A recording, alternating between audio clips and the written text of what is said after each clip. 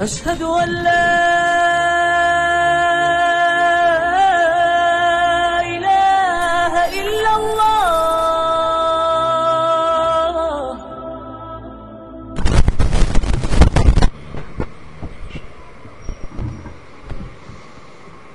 إن الحمد لله نحمده ونستعينه ونستغفره ونعوذ بالله من شرور أنفسنا ومن سيئات أعمالنا من يهده الله فلا مضل له ومن يضلل فلا هادي له وأشهد أن لا إله إلا الله وحده لا شريك له وأشهد أن محمدا عبده ورسوله.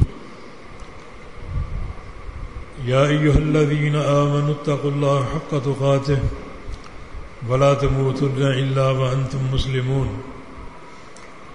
يا أيها الناس اتقوا ربكم الذي خلقكم من نفس واحدة وخلق منها زوجها وبث منهما رجالا كثيرا ونساء واتقوا الله الذي تساءلون به والأرحام إن الله كان عليكم رقيبا. يا أيها الذين آمنوا اتقوا الله وقولوا قولا سديدا يصلح لكم أعمالكم ويغفر لكم ذنوبكم ومن يطع الله ورسوله فقد فاز فوزا عظيما. أما بعد فإن أصدق الكلام كلام الله وأحسن الهدي هدي محمد صلى الله تعالى عليه وسلم وشر الأمور محدثاتها وكل محدثة بدعة وكل بدعة ضلالة وكل ضلالة في النار. من يطع الله ورسوله فقد رشد واهتدى ومن يعص الله ورسوله فقد ضل وغوى. اللهم صل على محمد وعلى آل محمد كما صليت على إبراهيم وعلى آل إبراهيم إنك حميد مجيد. اللهم بارك على محمد وعلى آل محمد كما باركت على إبراهيم وعلى آل إبراهيم إنك حميد مجيد. سبحانك لا علم لنا إلا ما علمتنا إنك أنت العليم الحكيم. رب اشرح لي صدري ويسر لي أمري واحلل عقدة من لساني يفقه قولي. لقد قال الله سبحانه وتعالى أعوذ بالله من الشيطان الرجيم من همزه ونفخه ونفسه. بسم الله الرحمن الرحيم. إن الذين آمنوا وعملوا الصالحات كانت لهم جنات الفردوس نزلا خالدين فيها لا يبغون عنها حولا. قل لو كان البحر مدادا لكلمات ربي لنفد البحر قبل أن تنفد كلمات ربي ولو جئنا بمثله مددا. قل إنما أنا بشر مثلكم يوحى إلي أنما إلهكم إله واحد فمن كان يرجو لقاء ربه فليعمل عملا صالحا ولا يشرك بعبادة ربه أحدا.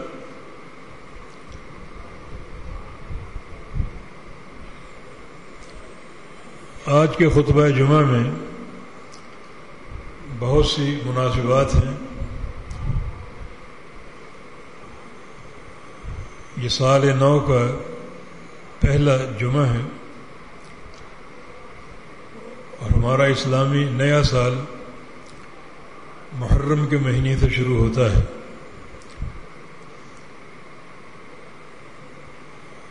یہ ہجری تقویم ہے جو امیر المومنین عمر بن خطاب رضی اللہ تعالی عنہ کے دور سے شروع ہوئی. انہوں نے اسلامی کیلنڈر سفر ہجرت کی مناسبت سے وضع فرمایا، کیونکہ ہجرت کا سفر اسلامی تاریخ میں ایک سنگ میل کی حیثیت رکھتا ہے، جہاں دو قوموں کا باہمی ملاپ ہوا۔ مکہ کے مسلمان ہجرت کر کے اپنا وطن اور اپنی تجارتیں مکہ میں چھوڑ کر، بلکہ بعض مسلمان جو ہیں انہوں نے خونی رشتے تک توڑ دیے اور مدینہ منورہ پہنچ گئے۔ یوں ہجرت کر کے اپنے امتحان میں کامیاب ہو گئے، اور پھر مدینہ کے انصار نے نصرت کا حق ادا کیا، ان آنے والوں کے لیے گھروں کے دروازے کھول دیے۔ اخوت اور محبت کی بڑی لازوال مثالیں ہیں، اور اس طرح جب دو قوموں کا باہمی ملاپ ہوا اور ایک قوت حاصل ہوئی، تو اللہ رب العزت نے جہاد فرض کر دیا، اور پھر اس جہاد کے ذریعے صحابہ کرام نے بڑی فتوحات حاصل کی، اور تھوڑے ہی عرصے میں مکہ بھی فتح ہو گیا۔ یہ فتح کی ایک عظیم مثال ہے، اور پھر دیکھتے ہی دیکھتے اسلام پھیلتا گیا، اور خلفاء راشدین کے دور میں بڑی فتوحات حاصل ہوئی۔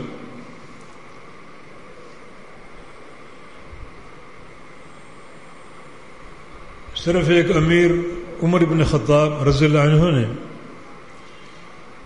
تقریباً آدھی دنیا فتح کر لی۔ جس دن اسلام قبول کیا، اور اسلام قبول بھی اس طرح کیا کہ یہ اللہ کے پیارے پیغمبر کے مراد تھے، سارے صحابہ مرید تھے، اور ایک امیر عمر بن خطاب رضی اللہ عنہ مراد رسول تھے۔ ایک بار آپ نے پوری رات دعا کی تھی کہ اللہ یا تو خطاب کا بیٹا عمر دے دے، یا ہشام کا بیٹا عمر دے دے۔ اللہ تعالیٰ نے یہ دعا قبول کر لی، اور عمر ابن خطاب آپ کو عطا فرما دیا۔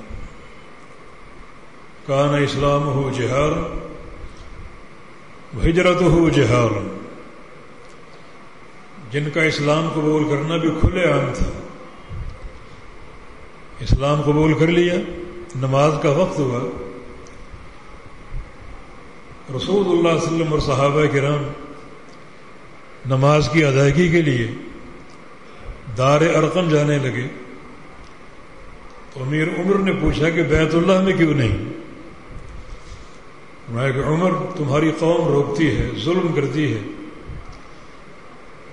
فوراً نیام سے تلوار نکال لی، اور دار الندوہ میں جہاں مشرکین بیٹھے ہوئے تھے اپنی تلوار نکال کے دلکارا کہ آج کے بعد ہم بیت اللہ میں نماز ادا کریں گے، اور اگر کسی نے اپنے بچوں کو یتیم کرنا ہے، یا بیوی کو بیوہ، یا ماں باپ کو بے سہارا چھوڑنا ہے، تو وہ عمر کی تلوار کے سامنے آ جائے۔ اسلام قبول کرنا بھی اعلانیہ تھا، اور ہجرت کرنا بھی اعلانیہ تھا۔ جس دن اسلام قبول کیا، اس دن مشرکین مکہ نے کہا تھا کہ الیوم انتصف منا المسلمون، کہ آج مسلمانوں نے ہماری آدھی طاقت چھین لی. اکیلے عمر کے اسلام قبول کرنے سے گویا آدھا مکہ ہمارے ہاتھ سے نکل گیا.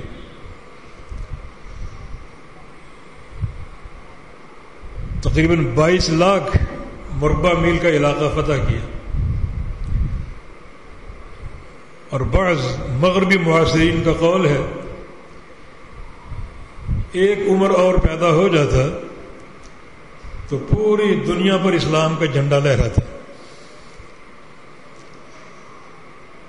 رسول اللہ صلی اللہ علیہ وسلم نے فرمایا تھا ان اللہ جعل الحق علی لسان عمر وقلبہ. اللہ رب العزت نے عمر کے دل پر اور زبان پر حق لکھ دیا ہے. ما سلک عمر فجا الا وسلک الشیطان فجا غیر فج عمر. جس گلی سے عمر گزرتا ہے شیطان وہاں سے بھاگ جاتا ہے. ایک بار نماز فجر کے بعد رسول اللہ صلی اللہ علیہ وسلم نے اپنا خواب بیان کیا کہ مجھے دودھ کا پیالہ دیا گیا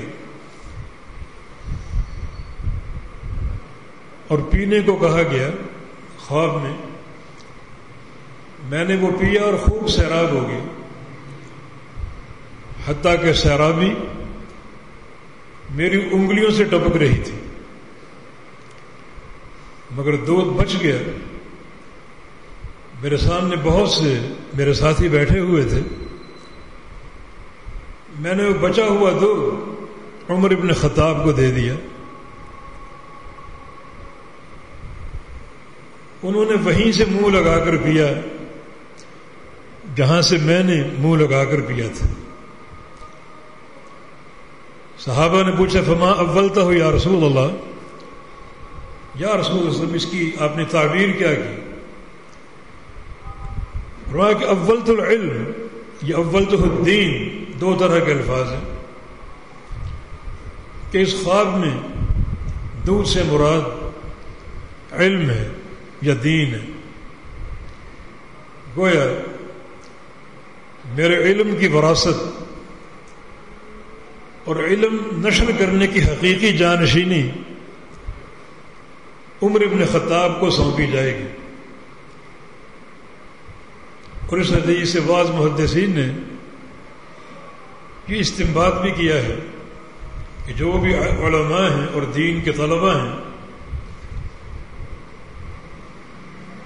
خاص طور پہ حدیث کے طالب،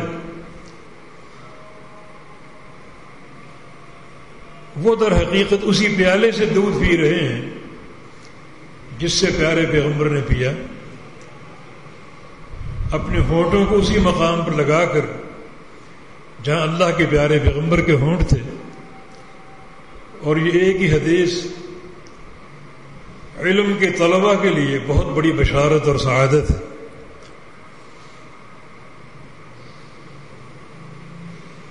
یہ امیر المومنین عمر بن خطاب رضی اللہ عنہ کے مختصر مناقب اور فضائل، دنیا کے سب سے بڑے فاتح، سب سے بڑے کمانڈر،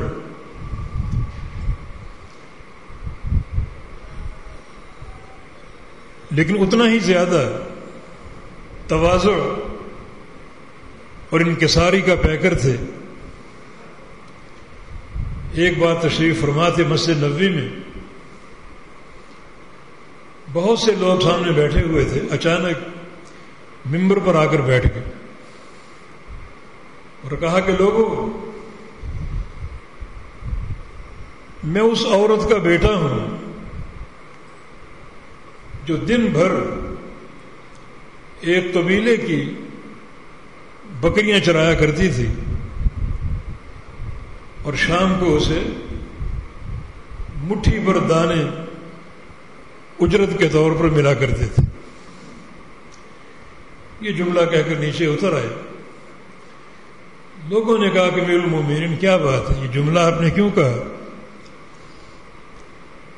فرمایا کہ شیطان مجھ پر وار کر رہا تھا کہ عمر تم ایسے، عمر تم ویسے، عمر تم نے تو کسرا اور قیصر کی کمر توڑ دی، تم بہت بڑے فاتح ہو، بہت بڑے کمانڈر۔ یہ شیطان مجھے تکبر کے جال میں پھنسانے کی کوشش کر رہا تھا، تو میں نے ممبر پر بیٹھ کر سب کے سامنے اپنے آپ کو اپنی اوقات یاد دلا دی۔ یہ ان کا تواضع، ایک طرف ان کی قوت اور شدت۔ رسول اللہ صلی اللہ علیہ وسلم کی حدیث ہے کہ اشدہم لدین اللہ عمر، اللہ کے دین کے معاملے میں سب سے سخت عمر ابن خطاب ہے۔ تو اس محرم میں کے آغاز سے یقیناً ان کی یادیں تازہ ہوتی ہیں کہ ہمارا یہ ہجری جو تقویم ہے، ہجرت کے سفر سے، ہجرت کی مناسبت سے اس کیلنڈر کا آغاز کیا گیا، یہ سیدنا عمر کی سوچ اور ان کی منہجی فکر ہے، کیونکہ سفر ہجرت در حقیقت ایک سنگ میل ثابت ہوا جب دو جماعتوں کا ملاپ ہوا، مہاجرین کی ہجرت اور انصار کی نصرت، اور پھر علاقوں کے علاقے فتح ہو گئے، مسلمان چھا گئے۔ تو اسی عظیم منہجی موڑ کی یاد میں یہ ہماری تقویم ہے۔ محرم کا مہینہ اس لحاظ سے بھی امیر المومنین کی یاد آتی ہے کہ یکم محرم کو ان کو شہید کیا گیا، ایک مجوسی غلام ابو لؤلؤ جس نے عین نماز کی حالت میں آپ پر وار کیا، اور آپ نے جام شہادت نوش کیا، اور آپ کو شہادت کی ڈگری خود رسول اللہ صلی اللہ علیہ وسلم نے دی تھی۔ ایک بار جنگ میدان احد میں، احد پہاڑ پر آپ چڑھے ہوئے تھے، ابو بکر صدیق آپ کے ساتھ تھے، عمر بن خطاب آپ کے ساتھ تھے، عثمان غنی آپ کے ساتھ تھے۔ اچانک پہاڑ میں ارتعاش پیدا ہوا، احد پہاڑ ہم سے محبت کرتے۔ نبی علیہ السلام کی حدیث ہے کہ ھذا احد یحبنا ونحبہ، یہ احد پہاڑ ہم سے محبت کرتا ہے اور ہم اس پہاڑ سے محبت کرتے ہیں۔ اس محبت کی کوئی تعویل نہیں، یہ محبت اپنے ظاہری معنی میں ہے۔ وہ پہاڑ ایک جماد ہے، پتھر ہے، اور پتھروں کے اندر محبت کرنے کی صلاحیت نہیں ہوتی، مگر اللہ رب العزت ہر شے پر قادر ہے۔ اس نے احد پہاڑ میں یہ صلاحیت پیدا کی ہے کہ وہ مسلمانوں سے محبت کرے،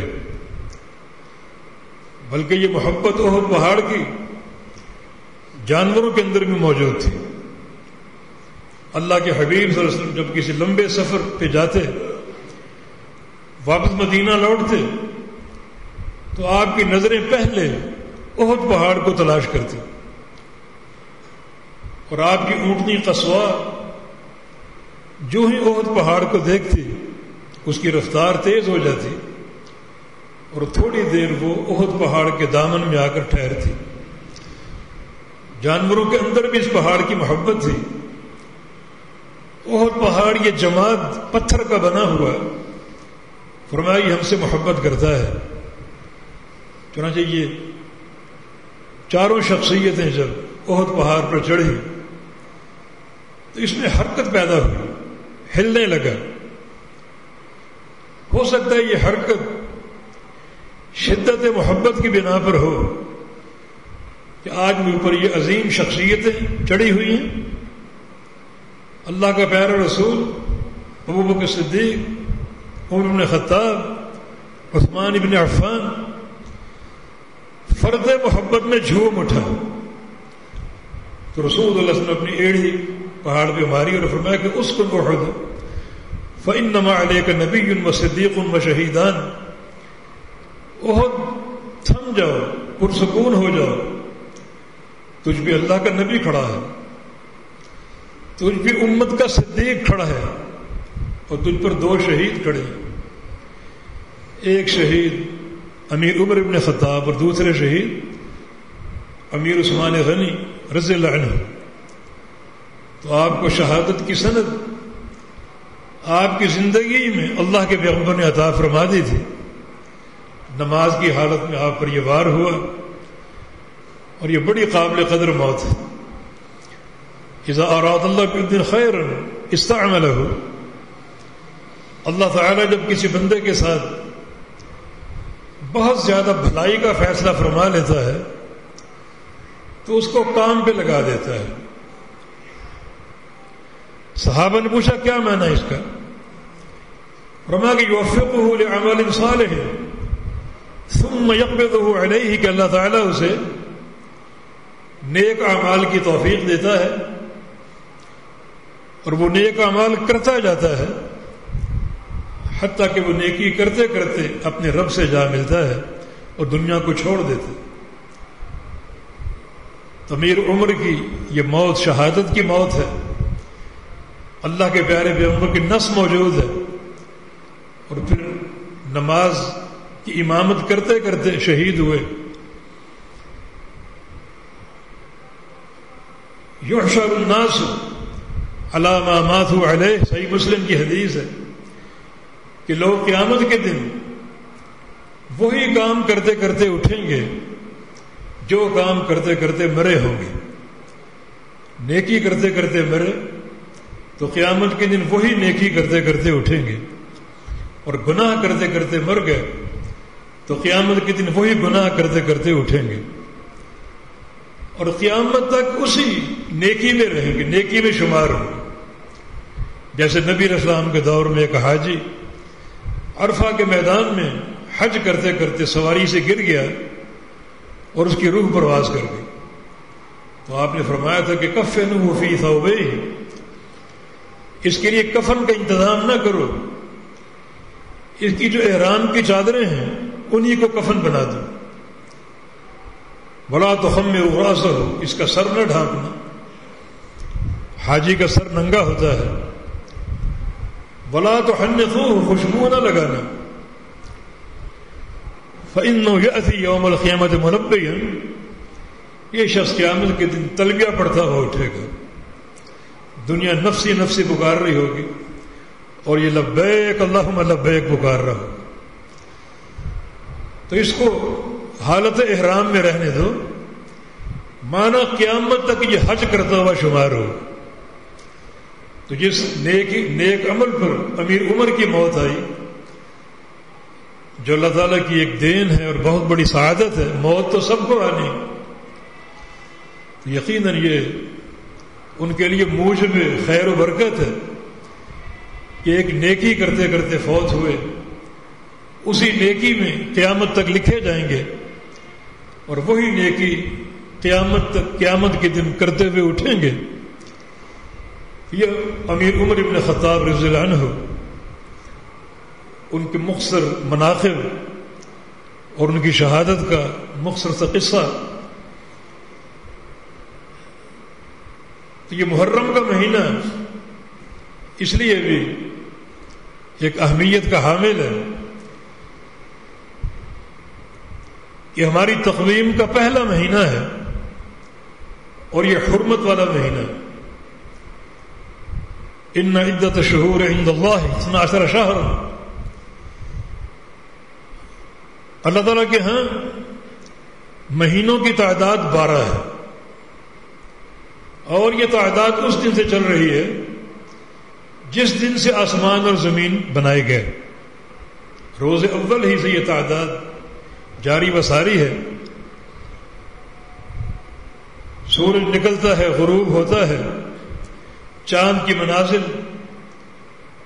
اس وقت سے یہ چل رہا ہے، آج تک جاری اور قائم اور قیامت تک رہے گا، اور اس دوران ایک سیکنڈ کی تقدیم یا تاخیر نہیں ہوگی. منہا اربعۃ حرم، ان 12 مہینوں میں سے 4 مہینے حرمت والے ہیں. اور ذالک الدین القیم، یہ دین قیم، بڑا مضبوط دین ہے. اگر تم ان حرمت والے مہینوں کی حرمت کو سمجھو، جب اللہ تعالیٰ نے ان 4 مہینوں کو محترم قرار دیا ہے، یہ حرمات اللہ ہیں، یہ مہینے شاعر اللہ ہیں. وَمَن يُعَظِّمْ شَعَائِرَ اللَّهِ فَإِنَّهَا مِن تَقْوَى الْقُلُوبِ، جو لوگ اللہ کے شاعر کا احترام کرتے ہیں، تعظیم کرتے ہیں، یہ تعظیم ان کے دلوں کے تقوی کی علامت ہے. تو محرم ان 4 مہینوں میں سے ایک ہے. ٹوٹل 4 مہینے، 3 مہینے پیدر پہ ہیں، ذوالقعدہ، ذوالحجہ اور محرم، اور ایک مہینہ الگ ہے رجب، جمادہ ثانیہ اور شعبان کے درمیان. ان مہینوں کو حرمت والا سمجھو، ان کی تعظیم کرو. تعظیم کا تقاضا یہ ہے کہ ان کی تعظیم کا احساس کرتے ہوئے ان مہینوں میں خوب اللہ اور اس کے رسول کی اطاعت کرو. ان کی حرمت کو پامال نہ کرو، معنی گناہوں کا ارتکاب نہ کرو.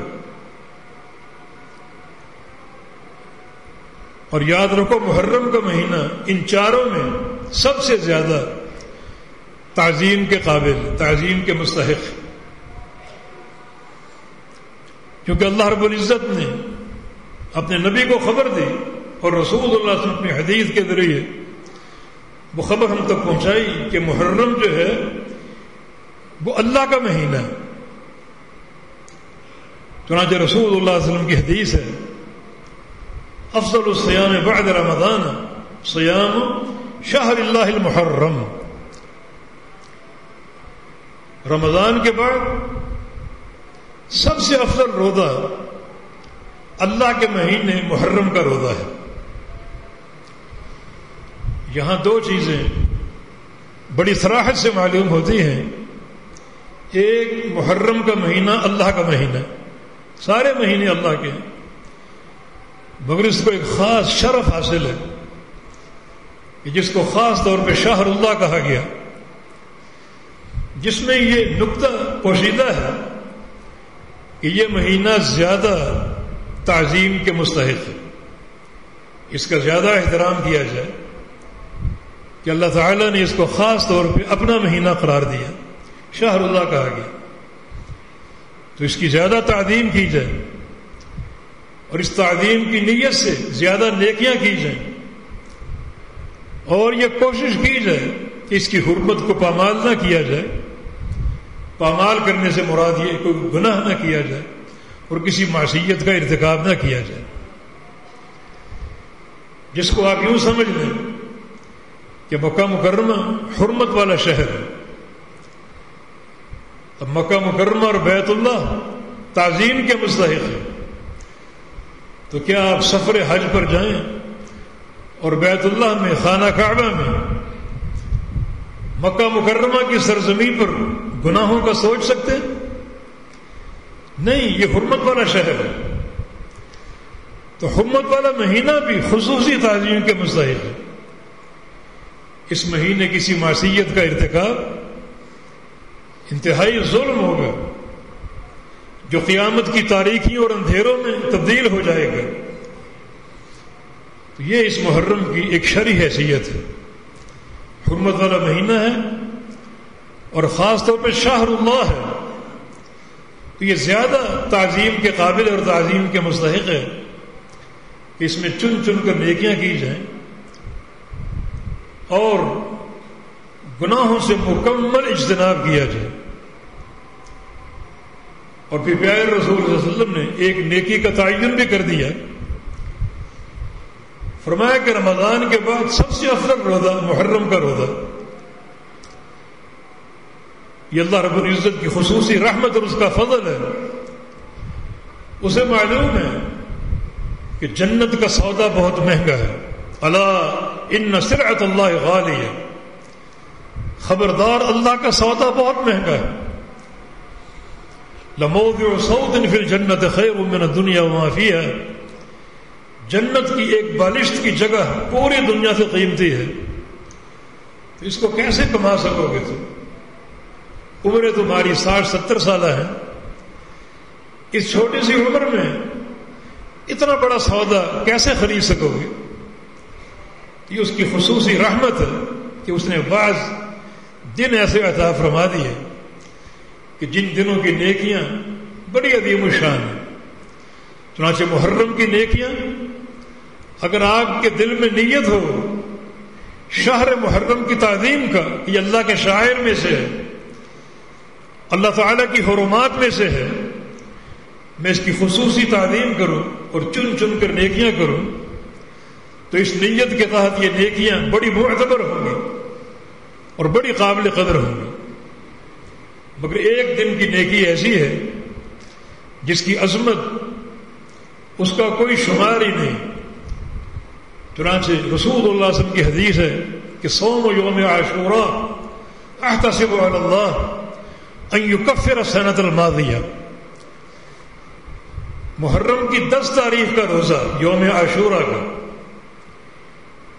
یوم عاشور کسے کہتے ہیں؟ یہ عاشور عربی کا لفظ ہے، یہ عشر سے ماخوذ ہے. عشر کا معنی 10، ہر مہینے کی 10 تاریخ کو یوم عاشور کہا جا سکتا ہے. جیسے یوم تاسوع ہر مہینے کی 9 تاریخ، تاسوع 9 سے ماخوذ ہے اور 9 کے معنی. تو محرم کا یوم عاشور جو ہے فرمایا کہ یہ ایک روزہ گزشتہ سال کے سارے گناہوں کا کفارہ ہے. ایک دن کا روزہ، اتنا اس کا اجر ہے. تو آپ کہیں کہ نیکی کا اجر تو محدود ہے. ہم نے لا محدود کہا ہے. ہاں، 1 سال کے گناہوں کا کفارہ ہے، جبکہ ذوالحج کی 9 تاریخ یوم عرفہ کا روزہ 2 سال کے گناہوں کا کفارہ. لیکن کیا بات ہے کہ رسول اللہ صلی اللہ علیہ وسلم نے یوم عاشور کے روزے کو رمضان کے بعد سب سے افضل کہا. مانا یہ روزہ یوم عرفہ کے روزے سے بھی افضل ہے. یوم عرفہ میں ثواب کی تحدید ہے، 2 سال کے گناہوں کا کفارہ. لیکن یوم عاشور اس کے ایک اجر کی تحدید موجود ہے، 1 سال کے گناہوں کا کفارہ. لیکن اس کے بعد اور کیا کیا حاصل ہو گیا، اللہ تعالیٰ کے کیا کیا انعامات ہوں گے، کیا کیا نعمتوں کی بارش ہوگی، کیا کیا رحمتیں برسیں گی، ماضی اور معنوی، ان کا کوئی ذکر ہی نہیں. جب ہمیں یہ بتا دیا گیا کہ رمضان کے بعد سب سے افضل روزہ یوم عاشور کا روزہ محرم کا، تو یقیناً یہ روزہ 1 سال کے گناہوں کا کفارہ بھی ہے اور ساتھ ساتھ بہت زیادہ اللہ تعالیٰ کے احسانات، انعامات اور اس کی رحمتوں کے حصول کا موجب بھی ہے، جن کا ہم تصور نہیں کر سکتے، جن کو ہم شمار نہیں کر سکتے. ہاں، یوم عاشور کے ساتھ ساتھ 9 محرم کو روزہ بھی شامل کر لیجیے، اور اگر 9 کو نہ رکھ سکیں تو 10 کے بعد 11 کا 10 کا رکھنا ضرور، کیونکہ 10 تاریخ کے روزے کی فضیلت اللہ کے پیغمبر نے بیان کی ہے. جو آپ کی طرف سے خبر، اور خبر منسوخ نہیں ہوتی، حکم منسوخ ہو سکتا. نمازیں اللہ نے 50 فرض کی اور منسوخ کرتے کرتے 5 کر دی، حکم منسوخ ہو سکتا، خبر منسوخ نہیں ہو سکتی. اگر خبر کا نسخ مان لیا جائے تو یہ اللہ تعالیٰ کے علم پر الزام اور طعن ہے.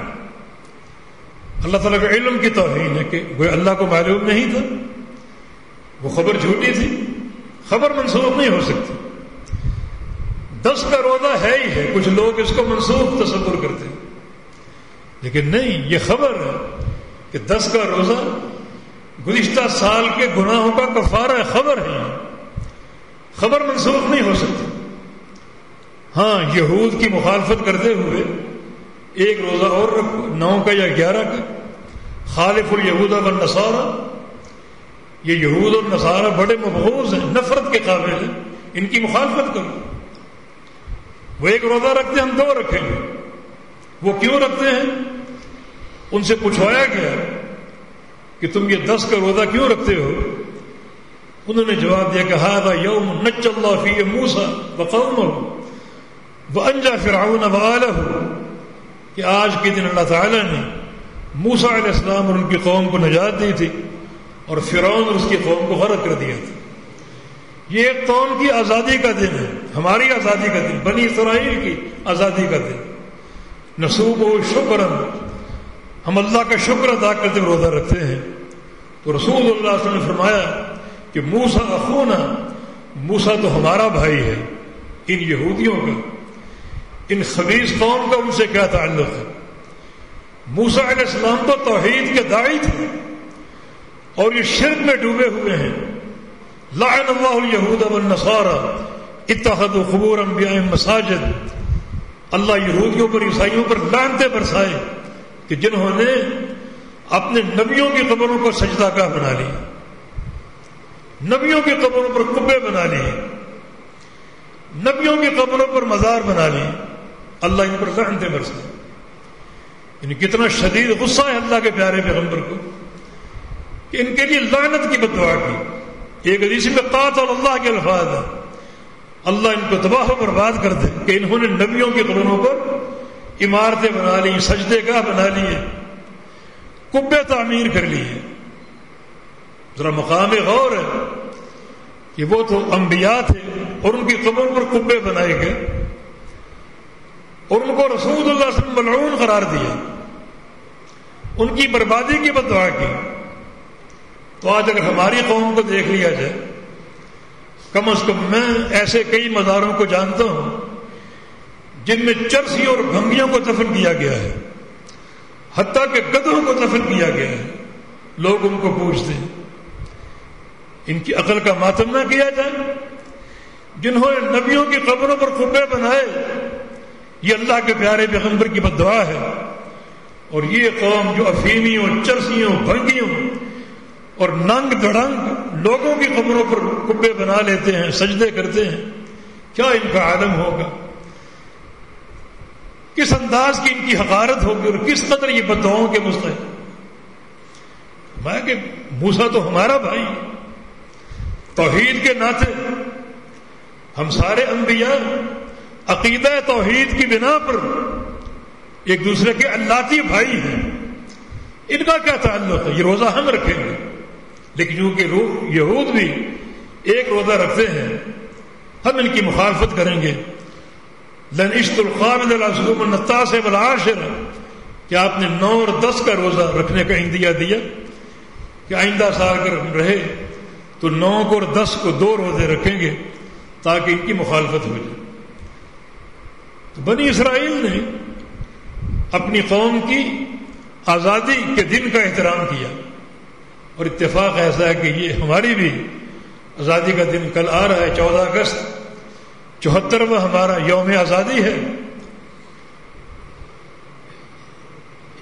اس آزادی کے حصول پر ہمیں بھی اللہ کا شکر ادا کرنا چاہیے کہ اللہ تعالی نے ہمیں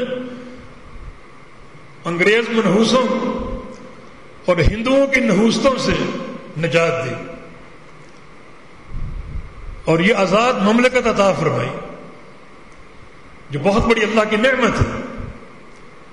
اللہ کا شکر ادا کرنا چاہیے اس نعمت پر، لیکن ساتھ ساتھ جو آزادی کے مقاصد ہیں، جو آزادی کا پیغام ہے، اس پر بھی غور کیا جائے. قائد اعظم اس لحاظ سے محترم ہے، انہوں نے پاکستان کا مقدمہ لڑا اور بڑی کمال وکالت کی، حتیٰ کہ علیحدہ دیش حاصل کرنے میں کامیاب ہوئے. مگر قائد اعظم کی تحریک آغاز میں حقوق تک محدود تھی. مسلم حقوق کی بات کرتے تھے. مسلمانوں کا جم غفیر ان کے پیچھے چل پڑا. جب یہ کیفیت دیکھی گئی اور خاص طور پہ وزیر آباد کے عہد الحدیث کے سرخیل مولانا فضل اللہ وزیر آبادی، انہوں نے ان سے باقاعدہ ملاقات کی اور کہا کہ آپ کی بات سنی جا رہی ہے، پذیرائی ہو رہی ہے، ایک جم غفیر آپ کے پیچھے ہے، مگر آپ کا نعرہ محدود ہے، حقوق تک محدود ہے. آپ علیحدہ ریاست کی بات کریں، علیحدہ سلطنت کی بات کریں. اس وقت انہوں نے کہا کہ اس کو سنبھالیں گے کیسے؟ نہ ہمارے پاس عددی نفری ہے، نہ ایسے ذہن ہیں مدبر قسم کے جو ایک مملکت کو چلا سکے، نہ کوئی قابل قدر فوج ہوگی، لوگ تو ہم کو ٹوٹ پڑیں گے. اس وقت ایک تاریخی جملہ کہا مولانا فضل اللہ وزیر آبادی نے کہ آپ علیحدہ ریاست حاصل کریں، چاہے وہ ایک چارپائی کے برابر کیوں نہ ہو، اندر حکومت آپ کریں اور بارڈر پہ دفاع کے لیے ہم کو چھوڑ دیں، دفاع ہم کریں گے. اگر ہم ناکام ہو گئے بدنامی ہماری ہوگی، آپ کی شان میں فرق نہیں آئے گا. مگر علیحدہ ریاست کی بات ہو جہاں ہم آزاد ہو، آزادی سے اللہ کی توحید کو نافذ کر سکیں، آزادی کے ساتھ اللہ کے پیارے پیغمبر کی سنت کو اور آپ کے دین کو نافذ کر سکیں. چنانچہ یہ بات، یہ تحریک جو حقوق سے شروع ہوئی، علیحدہ ریاست کے معاملے میں ڈھل گئی. اس وقت ایک نعرہ زبان زد عوام و خواص بن گیا کہ پاکستان کا مطلب کیا؟ لا الہ الا اللہ. تو اس کی حریت میں، اس کی آزادی میں ایک فکر شامل ہے، ایک پیغام بھی ہے اور ایک منہج جس کی اساس ہے، اور وہ اقامت توحید ہے. وہ اب تک ایسی قیادت نصیب نہ ہو سکی جو توحید کو قائم کر سکے، بلکہ توحید کا فہم بھی نہیں ہے، توحید کی سمجھ تک نہیں ہے. ایسے ایسے وزراء ہم پر مسلط ہیں جنہیں قل هو اللہ احد بھی نہیں آتے، وہ بھی ان کو یاد نہیں. یہ کیا بیچارے توحید کی خدمت کریں گے، کیا توحید کی تنفیذ کریں گے؟ یاد رکھو، اسلامی مملکت کی بقا، اس کا قیام اور اس کی مضبوطی اللہ تعالیٰ کی توحید کی اقامت میں ہے. فَلْيَعْبُدُوا رَبَّ هَذَا الْبَيْتِ الَّذِي أَطْعَمَهُم مِّن جُوعٍ وَآمَنَهُم مِّن خَوْفٍ. اس گھر کے رب کی عبادت کر لو، یعنی توحید کو سمجھ لو. اللہ رب العزت تمہیں بھوک لگے گی تو کھانا بھی کھلائے گا، اور خوف آئے گا تو امن بھی دے گا. تمہاری دو ہی ضرورتیں ہیں. انسان کو دو ہی چیزیں چاہیے، ایک اس کو کھانا چاہیے، دوسرا اس کو امن و استقرار چاہیے، سلامتی چاہیے. تمہاری سلامتی اور تمہارا کھانا یہ دونوں مضمر ہیں تنفیذ توحید میں. یہ مال اسف آج تک نہ ہو سکا. بچہ بچہ ہمارا مغرور ہے، اور یہ قوم غربت اور ایک بدحالی کی جو ایک آخری خط ہے اس سے بھی نیچے گر چکی ہے. ہمارے جو مدبر ہیں، بڑے اعلیٰ ذہنوں کے مالک، وہ کمیشن بٹھاتے ہیں کہ ہماری غربت کے تنزلی کے اسباب کیا ہیں. تو ان بیچاروں کو کہا جائے کہ اپنے ننھے دماغوں پر زور نہ دو. ہماری کمزوری کے اسباب متعین ہو چکے ہیں، اور وہ ہے توحید کو نہ سمجھنا اور توحید سے دوری. ہماری قوت، ہمارا استقلال، ہمارا غلبہ، ہماری اقتصادیات کی مضبوطی، ہمارے امن کی بحالی صرف عقیدہ توحید کے ساتھ مربوط ہے. یاد رکھو، کھانا ہمارا حق ہے، امن ہمارا حق ہے. اوپر اللہ رب العزت عرش پہ مستوی ہے. اس نے ہمیں اپنا ایک حق دیا ہے، اور وہ توحید ہے. حق اللہ علی العباد ان یعبدوہ ولا یشرکوا بہ شیئا. اللہ کا بندوں پر یہ حق ہے کہ بندے اللہ کی عبادت کریں. بس اس کی توحید کو سمجھیں. یہ اللہ کا حق. زمین والے آسمان والے کے حق کو سمجھیں اور اس کو نافذ کریں تو آسمان والا زمین والوں کے سارے حقوق پورے کر دے گا. تم میرے حق توحید کو سمجھو اور حق توحید کو قائم کرو، میں تمہارے سارے حقوق بحال کر دوں گا. سارے حقوق تمہیں حاصل ہو جائیں گے. جب توحید کے بدلے جنت ہے، اور جنت سب سے بڑی نعمت ہے. یہ دنیا کے مال، دنیا کا امن و سلامتی، یہ تو بہت معمولی چیزیں ہیں. جب توحید پر جنت ملے گی تو دنیا کی ترقیاں اور کامیابی کیوں نہ ملیں گی. تو جو حقیقت میں اس منہج اور فکری ریاست کی بنیاد تھی، اس سے ہم کوسوں دور ہیں. یہ ہماری غربت کا، افلاس کا، ہمارے مقروض ہونے کا سبب ہے.